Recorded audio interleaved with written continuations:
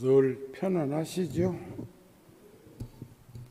저는 저번 주 열애사 법회하고 15일 날 월요일 날 아침 비행기로 캐나다 토론토에 갔다가 19일 날 돌아왔습니다. 스님께서 95세이신데 호적은 보니까 35년생 91살이시더라고요. 그런데 그 호적이 늦게 됐다는 말을 생전에 들었어요. 그런데 의학적으로는 중환자실 혼수 상태로 계시는데 그날 또 제가 여기 법문하면서 그동안 몇 어른 스님들의 임종을 지켜본 것을 말씀드렸듯이 제 목소리라도 전해드리면 그래도 30-40년 동안 제가 뒷바라지를 해드렸던 스님이니까 편안한 마음으로 다녀오시지 않겠나 싶어서 제가 손을 꼭 잡아드리면서 스님 편안한 마음으로 잠시 다녀오십시오 그랬거든요. 그러더니 의학적으로는 혼수 상태인데 서너 차례 제가 그렇게 말씀을 전하니까 제 손을 꼭 잡으셔요. 그래서 내 말 알아들었거든 손을 한번 힘있게 잡아보세요 하니까 또 잡으시더라고요. 그래 놓고는 뭔 말씀인가 하고 싶어 하지만 몸부림치지만 그건 그냥 용 쓰는 모습이었을 뿐 말씀은 없었고, 그리고 제가 문병한 지 3일 만에 입적하셨습니다. 돌아가셨는데 스님께서 유언장을 써놓으셨는데 심지어는 장례식장에 장례비까지 다 지불하셨어요. 그리고 모든 것은 저에게 부촉하고 가셨어요.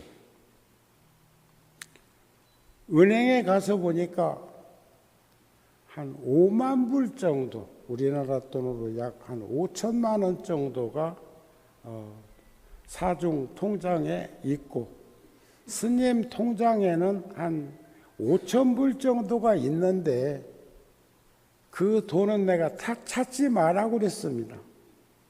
그런 돈은 찾는 이가 없으면 시간이 좀 지난 다음에는 국가로 귀속된다는 말을 들어서 중환자실에서 계시고 병원에서 늘 살펴주셨는데도 병원비를 국가에서 책임을 져주는 것을 목격했기 때문에 그 돈은 찾지 말아라.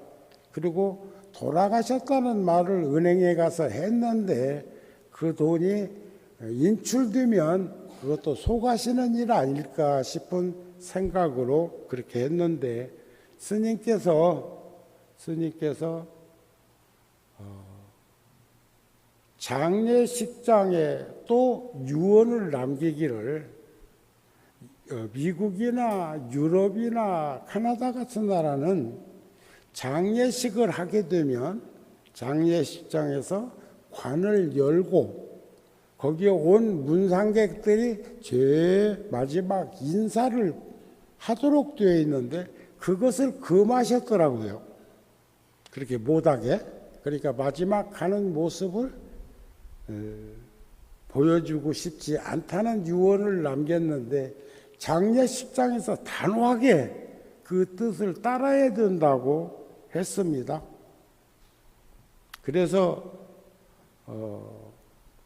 쉽게 입적하신 후에 저번에도 백중 때 말씀드렸지만 내가 떠나감을 보고 그것을 죽음으로 알지 말아라. 열반은 죽음이 아니니라 그러셨어요. 부처님께서. 죽음이란 이 육신의 죽음이라는 것, 이 몸의 죽음이라는 것을 잊지 말아라. 이 몸은 부모에게서 받은 것이므로 늙고 병들고 죽는 것은 어쩔 수 없는 일이다. 스님께서도 그런 유사점을 유언장에다가 남기셔서 장례식장도 병원에서 계시던 병원에서 입적하신 후에 장례식장도 가서 확인을 하고 은행에 가서 확인하고 그리고 또 회계사한테 가서 회계사도 한국분이요 아주 신심 있는 보살님의 자제분이었습니다. 확인하고 또 저에게 그 법적으로 그 변호사를 선임해 가지고 해놓은 생명보험이 얼마인지는 모르겠지만 그런 것을 전부 저한테 이렇게 한 것을 변호사 사무실에 가서도 확인을 했습니다. 그러나 제가 그 돈 보험회사에서 나온다고 해서 제가 그 돈 가지겠습니까? 결국 사중에다 내놓고 사중에서 쓰여지도록 할 것인데 마침 후임 주지가 내정이 됐어요. 그런데 운문사 승가대학을 나오고 중앙승가대학을 졸업하고 동국대학교에서 석박사를 하신 46세 된 스님이 가시겠다고 해서 지금 주지 그 임명장을 기다리고 있는데 오늘은 제가 이제 구룡사에 오시라고 해서 갈 때 이제 고춧가루 우리 농사진 거 고춧가루도 좀 드리고 제가 뉴욕 원각 사는 고춧가루를 20kg 가지고 갑니다.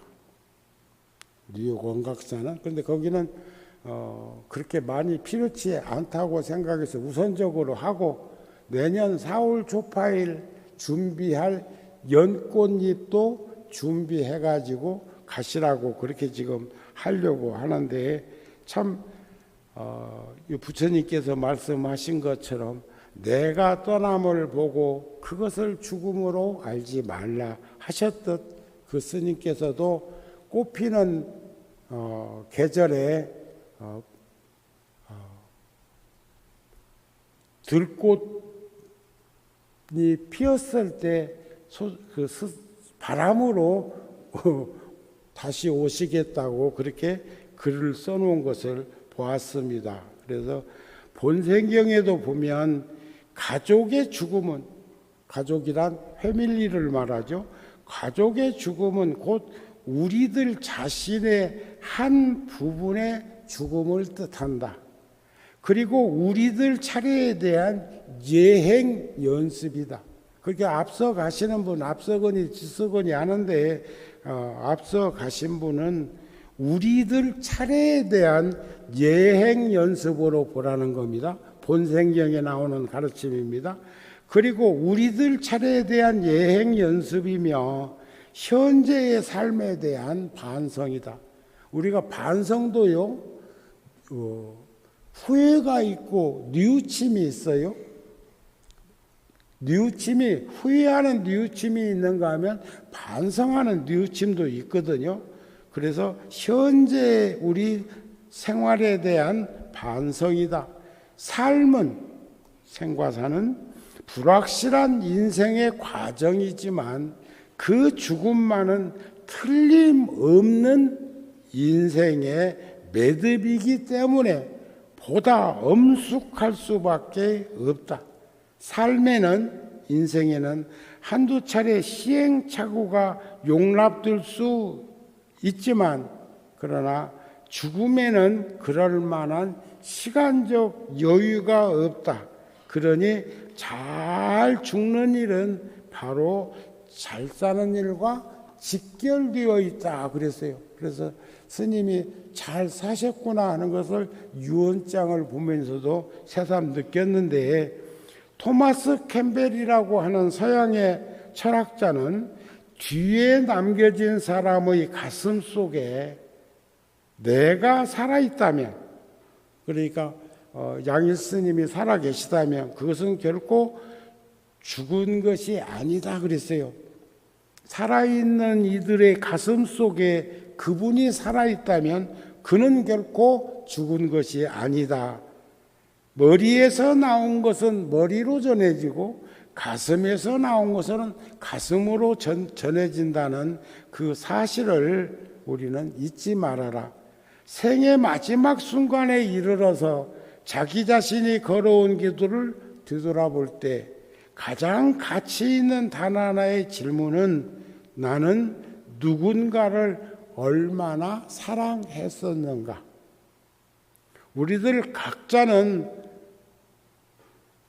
날개가 하나밖에 없는데, 그러나 두 영혼이 서로 사랑하게 되면 그것은 온전한 날갯짓이 된다는 것을 잊지 말아라. 그런 가르침이 아니었을까 싶습니다. 우리는 항상 인생이 꿈과 같음을 알아차려서 집착과 미움을 줄여라. 모든 중생들을 그리고 따뜻하게 대하라. 다른 사람이 어떻게 하든지 너는 그 사람을 자비심으로 대하라. 이번에 제가 캐나다에 가서 그 병원에 가서, 그거는 중환자들이 주로 있다가 거기서 회생되는 것보다 돌아가시는 분들이 더 많은 병원이라고 그러는데, 거기에 있는 모든 종사자가 간호사나 의사들까지도 전부가 다 제가 스님인 줄을 알고 합장하는 간호사도 있었고, 항상 미소로서 이렇게 대하는 그 모습을 볼 때 죽음의 정막이 흐르는 그 병원에 그래도 연꽃이 핀 듯 그런 마음을 가지게 했습니다. 그래서 우리는 인생이 꿈과 같다고 생각을 해볼 때 꿈속에 있는 동안 긍정적인 생각을 유지하고 살게 되면 이것이 삶의 핵심이 아닐까 하는 마음을 가지게 했습니다. 어린 왕자에 나오는 글인데요, 다른 사람에게는 결코 열어주지 않는 문을 나에게 열어주는 사람이 있다면 그 사람이야말로 나의 진정한 친구가 아닐까 싶은 그런 글을 본 적이 있습니다. 전에도 한번 말씀드렸습니다만 수행자의 삶에 대해서 셰익스피어의 햄릿이라는 소설은 연극사의 길이 남을 교본입니다. 거기에 어떤 글이 있었느냐, 죽느냐 사느냐 그것이 문제로다, 그런 말 말고 수행이란 무엇인가? 수행은 그 무엇에도 치우치거나 얽매이거나 빠지지 아니하는 것을 진정한 수행이라고 합니다. 참 수행이란 석준오 스님은, 칠보사에 계시던 석준오 스님은 하심하고 인욕하는 것이다. 저 20대 때 하신 말씀이었는데, 여기에서는 수행이란 깨달음의 완성이다. 그것은 죽음의 가치를 진정한 삶의 가치로 전환시키려는 노력이다 그랬어요. 우리는 어떻게 사는 것이 진정한 삶의 그 고리 안에 머무르고 있는 것인가?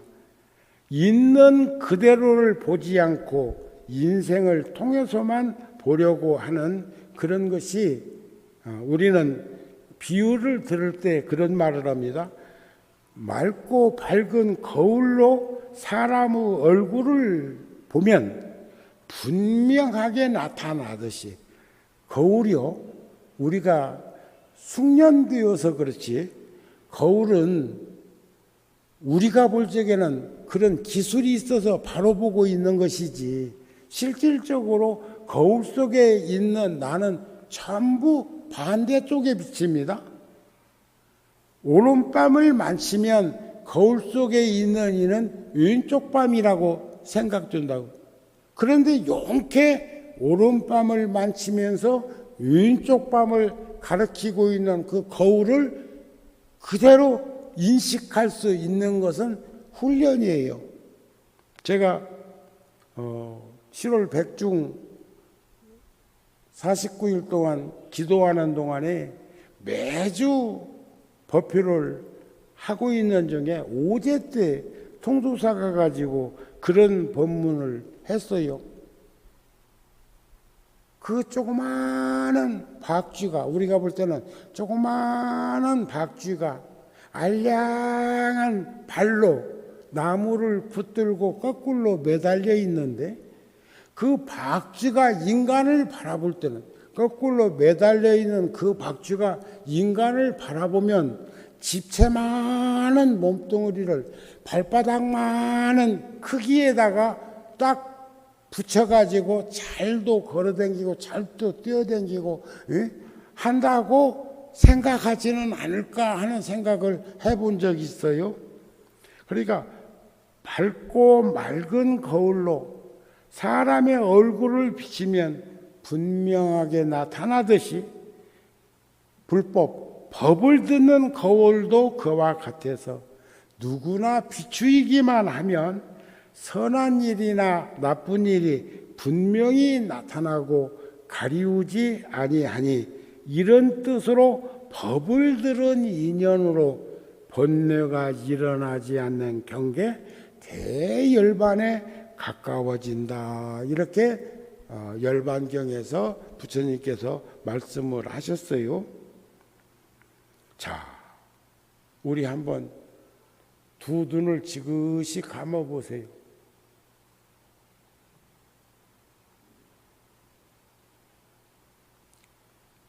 내면의 외침에 귀를 기울여라. 당신의 내면 깊은 곳에 있는 그것을 향해 묻어나갈 수 있도록 스스로를 놓아주어라. 끝도 없고 고갈되지도 않는 재능과 능력, 그리고 지혜의 저장소가 나의 내면에 깊이 있다. 이것은 의심할 여지가 없다. 그랬어요.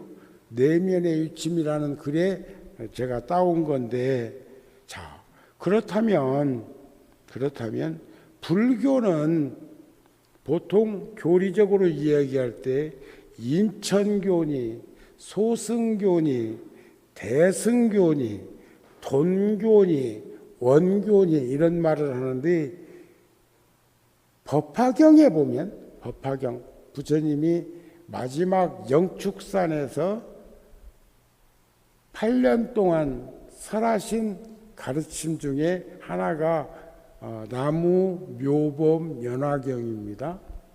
제가 구룡사에서도 말씀을 드렸는데, 제가 내년 1월 20일경 이제 공식적으로는 포교당 주지스님들하고 함께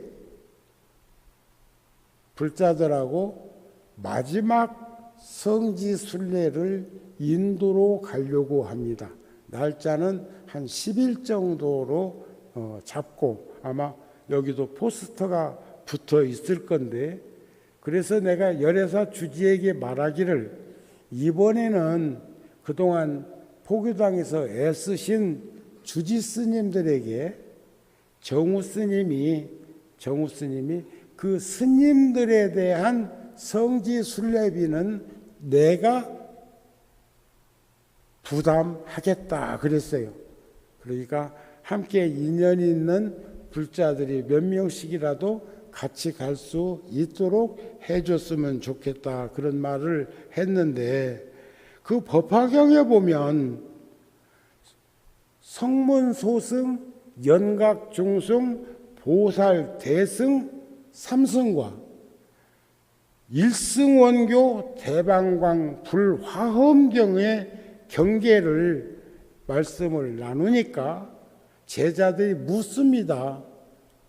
그러면 불교는 사승교입니까? 그래. 그러니까 부처님이 합하면 일승교요, 나누면 삼승교다 그랬어요. 그러면 성문, 소승은 사제 8정도의 도리를 듣고 깨닫는다 그랬어요. 사제 8정도.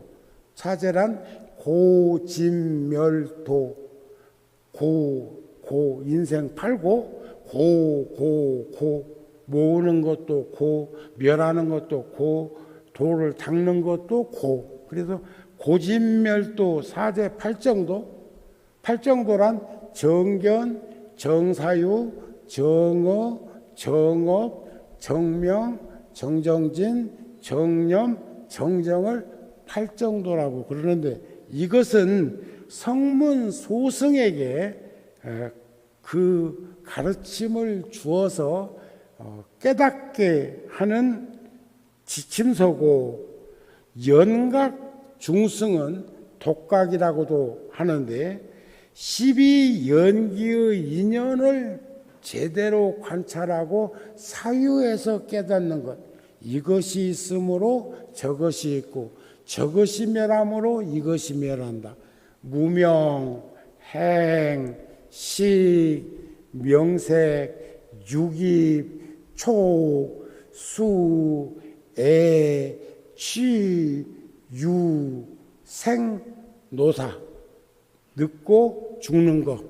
그러니까 생로병사, 우비곤해, 근심걱정에 다 거기서 포괄적으로 그림자처럼 따라오는 그것을 사유에서 깨닫는 가르침, 연기법을 깨닫는 거죠.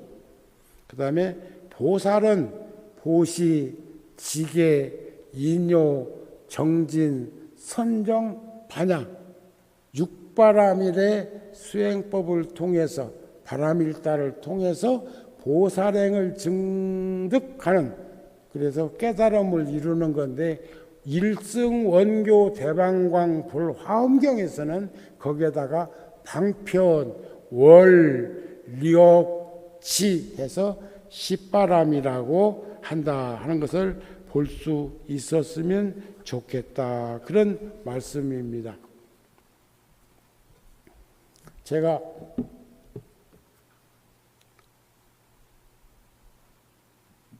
바람은, 그러니까 이교도들입니다. 그 우리 5월달 금년 카렌다에 보면 남그람 눈빈이 사리탑이라고 되어 있는 사진이 보셨을 겁니다. 보셨죠? 한 달간이나 붙여놨으니까. 안 보셨어? 보셨어요? 안 보셨어요? 안 봤다면 이제 달력 안 만들으려고. 그것도 억대 돈이 드는데.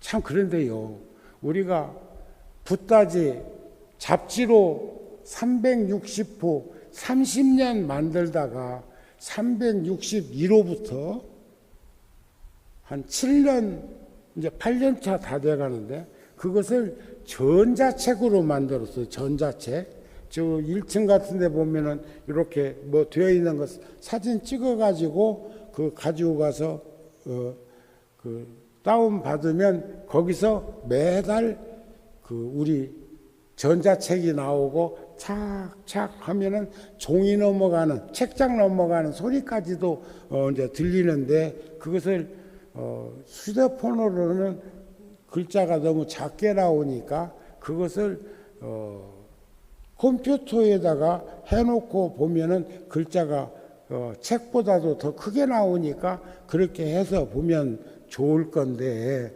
왜 5월 달에 그 나무 한 그루를 내가 거기다 중요시하게 그렇게 찍어서 했을까? 그 나무는요, 유사한 나무의 네 그루의 나무가 같은 나무 아닙니다. 유사성을 지니고 있기는 한데 각기 다른 수종의 나무가 네 그루가 합성되어 가지고 한 그루처럼 어울려서 사는 나무가 부처님 열반하시고 그곳에 8곳의 사리를 분과해 모실 때 갑이라고 지금 네팔 중에서도 특히 부처님이 태어나신 갑이라고 눈빈이 인접 지역에 사리탑을 세우고 그 나무를 심은 연유가 있을 거라는 거예요. 사람들은 그 가이드가 그 네 수종의 나무가 한 그루처럼 성장하고 있습니다. 이렇게만 얘기하지 그 깊은 뜻을 모르고 있는 것 같았어요. 그것은 사성계급, 바라문, 샤카, 슈트라, 폐사족, 천민 그런 사성계급 사위가 카스트 제도인데 거기에 한 그루처럼 해서 어울림을 가지고 화합해서 서로 그 나무를 배척하지 않고 서로가 서로를 품에 안고 사는 그 모습을 정우 스님 같은 이에게 보여주기 위해서 그 나무를 그렇게 심었던 거라고 믿습니다. 다 그것을 보고 그렇게 느끼지는 못할 거예요. 그러나 가이드가 말하기를 네 종의 수종 다른 나무를 심어 놨는데 그 엄청난 크기의 나무가 한 그루처럼 어울려서 산다는 말을 듣고 즉시 알아듣는 사람도 있었다는 거죠. 아시겠습니까? 그런데 부처님 당시에 바라문이라고 하는 아리안족 사람들이면 바라문이라고 하는 승려들이 500명이 부처님 젊은 시절에 와서 종교의 혁명가처럼 사성계급을 타파하고 만민 평등을 부르짖고 평화를 노래하는 부처님한테 와서 한번 건드려 그걸 거량이라고 그러는데 500명의 승려들이 바라문 승려들이 부처님하고 질의문답하는 겁니다. 세존이시여, 일체 존재란 있는 것입니까? 없는 것입니까? 색적시공 공적시색이라고 하니까 있기도 하고 없기도 하고 공한 것이 색이요 물질이요 물질이 공한 것이라고 이런 반야신경 같은 그런 가르침도 있으니까 그걸 물었어요. 뭐라고 답변하는가? 그러니까 부처님이 있기도 하고 없기도 하다. 일체 존재란 있기도 하고 없기도 하다. 그러면 누구는 있고 누구는 없습니까? 하니까 살아있는 이는 있다 하고 죽은 이는 없다고 한다 이러셨어요. 그러니까 그러면 사람은 어떻게 해서 생겨났습니까? 우리는 어디로 왔어요? 어디로? 어디서 왔어? 하늘에서 뚝 떨어졌나? 땅에서 솟았나? 응?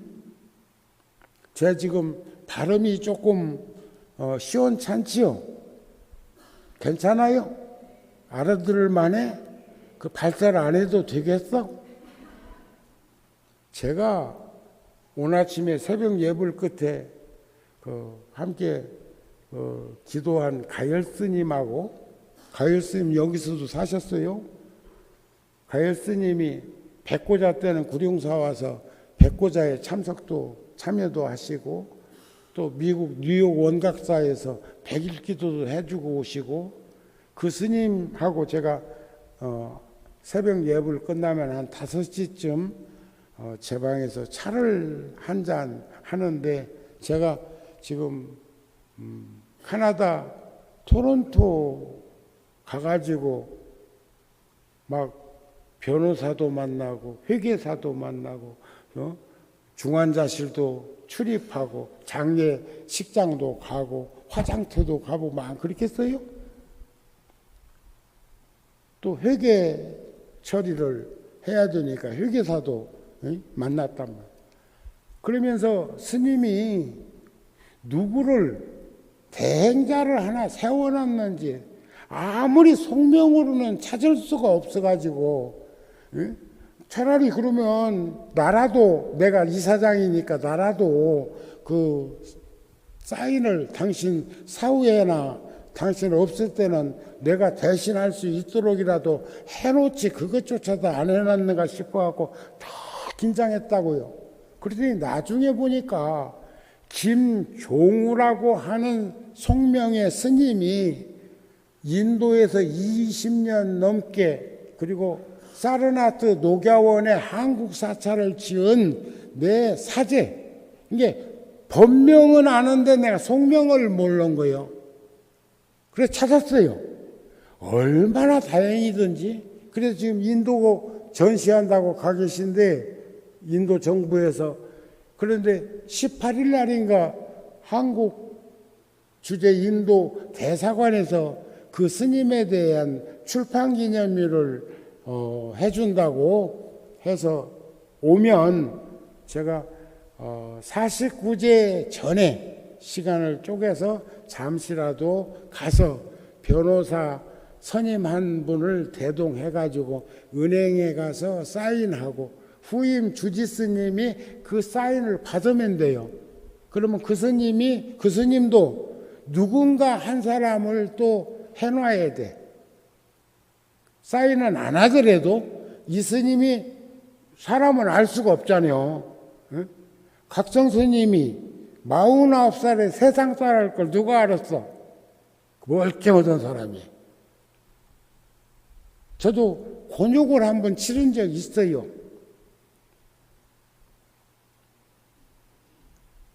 그래서 이제 그 스님이 가가지고 사인을 후임 주지한테 은행에 가서 사인을 해서 인계를 하면 그때부터는 그 스님이 사인으로 그쪽 나라는 현금 거래가 아니고, 이번에도 불전함을 열어서 보니까 수표가 한 10장 나왔는데 백중 때 그중에 한 장은 1000불짜리, 그러면 100만 원입니다. 100만 원 좀 넘습니다.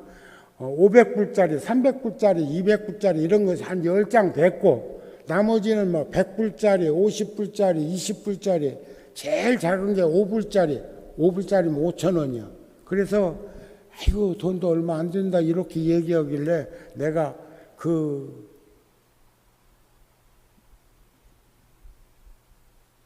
뉴욕 원각사 주지스님한테 그랬어. 구룡사는 80%가 1,000원짜리다. 그러면 80%가 1,000원짜리면 1,000원이면 1불도 안 돼. 그렇잖아요. 지금 뭐 한 1,400원 하니까 달러로 1불. 그런데 뉴욕 원각사 같은 데는 최소한 10불짜리는 들어있대, 봉투에, 법회에 오면. 그러니까 그렇게, 그러나 숫자가 많아서 살아가는 거지. 여러분 놀라지 마세요. 오늘 제가 여기 와가지고 살림살이를 보니까 아직 월말 결산은 안 돼서 은행 구자로 들어온 돈은 얼마일지는 모르겠지만 지출이 9천만 원이 넘었는데, 여러분들 살림살이로 보면 깜짝 놀랄 만큼 돈 들었어요. 백중 끝에 지금 9월 달에는 여기가 아직 5천만 원이 안 되더라고요. 그런데 보세요. 5천만 원, 6천만 원이라고 해도 지출은 지금 9천만 원이 넘었는데 해도 5, 6천만 원이 지금 20일 사이에 되려면, 25일 사이에 되려면 300만 원은 들어와야, 하루에 평균. 그러니까 제가 들어온다든지 부처님 봉안을 한다든지 아니면 백년 위패를 모신다든지 하는 그런 시주금들이 누적되어 가지고 근근히 살아가는데 지금 현재 구룡사보다 훨씬 더, 지금 구룡사는 지금 1억 몇천만 원 들여가지고 지금 세 번째 지금 냉난방기 지금 교체하려고 그러는데, 그래도 구룡사는 그런 돈이 있거든요. 근데 여기는 지금 현재로서는, 그래서 여러분들 벌벌벌벌 떨고 또 안 나올라 그런 거 아니에요. 살 수 있어. 그런데 오늘 내가 볼 적에는 그렇다 그 말이야. 아시겠습니까? 아시겠어요? 네? 그런데 그렇다는 얘기는 여러분들은 더 힘든다는 얘기를 반증하는 거예요. 종교가 여러분들 떠나서 있을 수 있나요? 그래서 전혀 뭐 하면은 다른 포교당에서 여유가 있으면 차입을 잡아서라도 살아가는데 빚지고는, 아직까지 열애사가 빚지고 산 일은 없으니까 걱정하지 마시라 그 말이요. 얘기하다 보니까 그렇게 나왔어. 자, 그런데 사람은 어떻게 해서 생겼냐 하고 물으니까 사람은 곡식에 의해서 생겨나고 또 살아가느니라 그래, 부처님이. 그러니까 또 그걸 수긍을 해. 그러면 곡식은 어디서 생긴 겁니까? 곡식은 지수화풍에서 생겼다. 지수화풍. 대지권에서 생긴 거예요. 지수화풍은 어디서 생겼습니까? 그러니까 허공에서 생겼느니라. 지구가 허공에 떠 있잖아요. 허공은 존재와 가지고 있는 바가 없는 곳에서 생겼다. 존재와 가지고 있는 바가 없는 곳에서 허공은 생겼고 그 허공에서 지구가 생겼다 그 말이야. 그러면 그것은 자연에서 생겼느니라. 자연은요 열반에서 생겼느니라. 열반은요 하니까 어리석구나 바라문들이여, 삶이란 괴로움이냐 즐거움이냐. 여러분들 삶은 생로병사, 부처님이 말씀하신 대로 죽음이란 육신의 죽음이라는 것을 잊지 말아라. 이 육신은 부모에게서 받은 것이므로 늙고 병들고 죽는 것은 어쩔 수 없는 일이다. 부처님이 말씀을 하셨지만 바람은 500명한테 되묻습니다. 부처님이 지금까지 답변하시다가. 그러니까 그들이 얘기하기를 괴롭습니다 그래. 여러분들 인생살이가 즐겁소 괴롭소? 즐겁기도 하고 괴롭기도 한가요? 살아보면 괴롭다는 말이 더 많아. 살 만큼 살아본 이들은 알아. 응? 그러는데 부처님이 생로병사를 다 맛보지 아니하고 어찌 그것이 괴로움이라고 생각하는가? 태어나서 늙고 병들고 죽는 걸 그 젊은 승려들이 맛을 안 봤을 건데 이구동성으로 괴롭습니다 그랬단 말이에요. 삶이. 그러면서 부처님이 하시는 말씀이 열반은 정멸이니 열반은 상나가정이니라. 상나가정, 항상 된 나, 즐거운 나, 참나, 깨끗한 나가 상나가정이에요.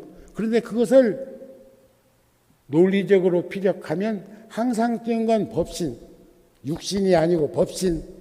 즐거운 것은 열반, 적정. 괴로운 것은 번뇌, 탐, 진치. 자아는 무아, 참나는 부처 성품. 깨끗한 건 법, 부정.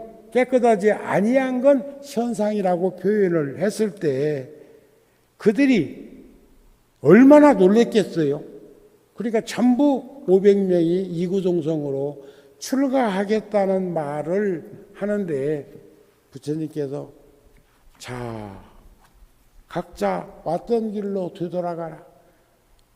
전부 그분들을 보냈는데 아니네 그때 아이고 고맙다, 아이고 반갑다 하고 500명의 바람은 승려들을 스님들을 불교에 귀속시켰더라면 아마 종교 분쟁 내지는 전쟁 나가지고 난리 났을 거예요.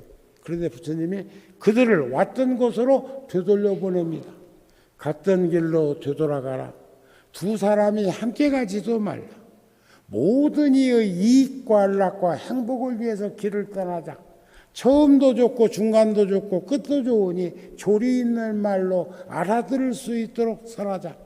나도 우르벨라 병장촌 고행자들이 있는 곳에 가서 법을 설하리라. 그래서 돌려보냈는데 그 바람은 승려들이 한 사람씩 부처님 회상으로 돌아와 가지고 다 불교 승려가 됐다는 것은 유명한 역사가 말을 하고 있습니다. 아셨죠? 이게 아무나 땡기고 뭐 밀치고 할 일이 아니야. 부처님 굉장하신 분. 그리고 아까 말씀드리다 말았지만 제가 구룡사에서 40년 동안 살면서 애쓴 것은 윗니빨 아랫니빨이 하나도 없어도 난 할 말 있어.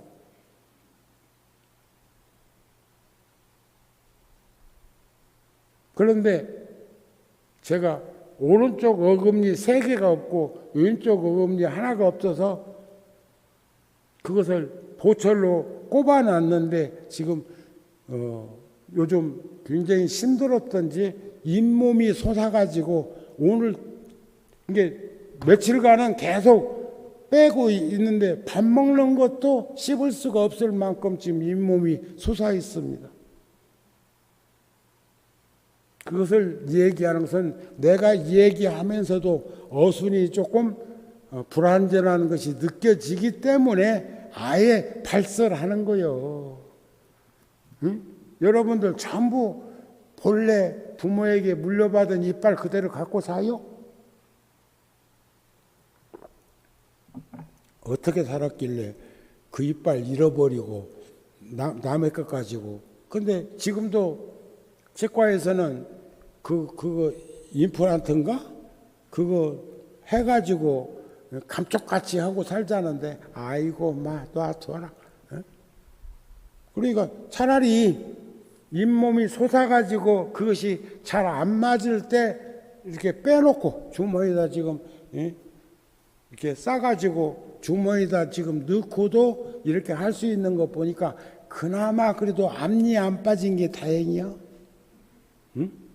여러분들도 늘 닦고 조이고 기름치는 그런 인생을 살면서 보니까 무너지는 것이 강한 게 무너지더라고요. 유한 것이 무너지는 게 아니고 이빨 얼마나 단단한 겁니까?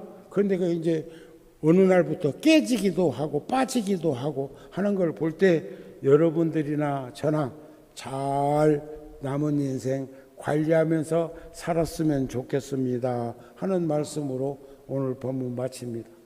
성불하세요.